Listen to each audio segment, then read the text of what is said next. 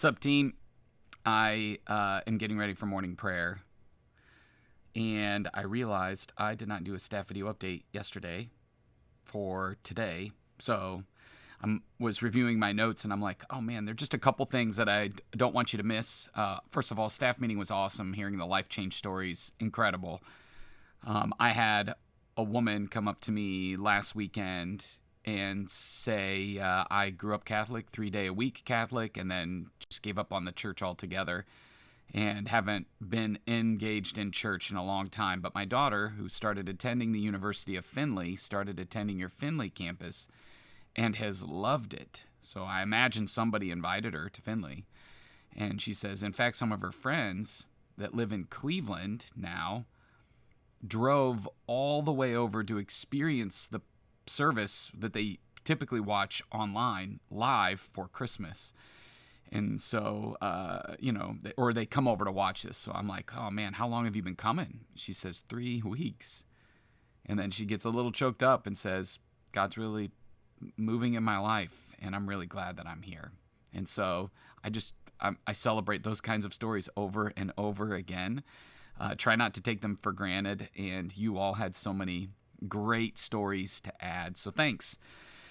This coming weekend, you are going to see in your huddle the I Said This, You Heard That series.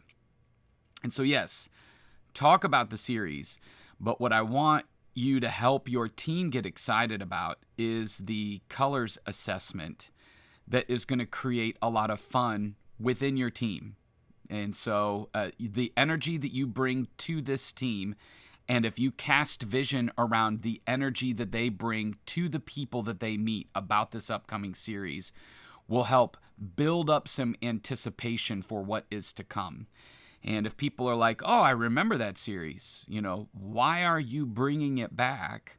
It's for a couple reasons. One, it is still remembered by those who went through it as significant. And I think, after 3 years, it's time to bring it back. We got a lot more people physically attending, a lot more people on our dream team, but also a lot of relationships that aren't in the same spot they were in 2021. So I think it's a good opportunity to help increase our connection with each other. And this isn't just marriage relationships. This will be valuable in the workplace and all of that. So just bring that energy and help cast that vision to them to bring that energy also. They will be taking the assessment before the rest of the church is, so that they have a framework for it. And, there'll be some talking points and some preview type experience so that they can kind of lead the way, cast the vision, help create the wave that will, the sooner people take the assessment before the series starts or after week 1, the more meaningful and impactful the content will be through the rest of the series. So just wanted to let you know that. Number 2, one thing that didn't come up yesterday that I think is kind of fun is we have a night of worship planned in March. I think it's the first week in March or the last week in February. It's right around there. It's going to be a fun night that our arts team has been excited. They've been asking for.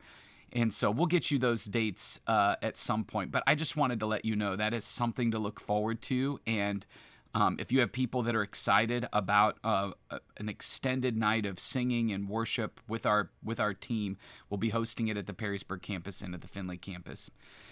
And the next thing that I wanted to share with you is you'll probably see Casey around a bit. I don't want you to be surprised or alarmed or confused. She's coming in a couple days a week as we are still trying to fill that executive assistant role. And so yeah, I just wanted you to know that if you see her, she's here on Tuesdays and Thursdays. If you want to come over and say hey or whatever, she would love that. But she also is loving stepping into grandma phase, and it's been fun chatting with her a little bit about that. This weekend, I'm going to continue the Are We There Yet series. We are going to look at a framework that shifts a little bit from the gap and the gain. We're going to keep that concept, but what is it that keeps us from making gains?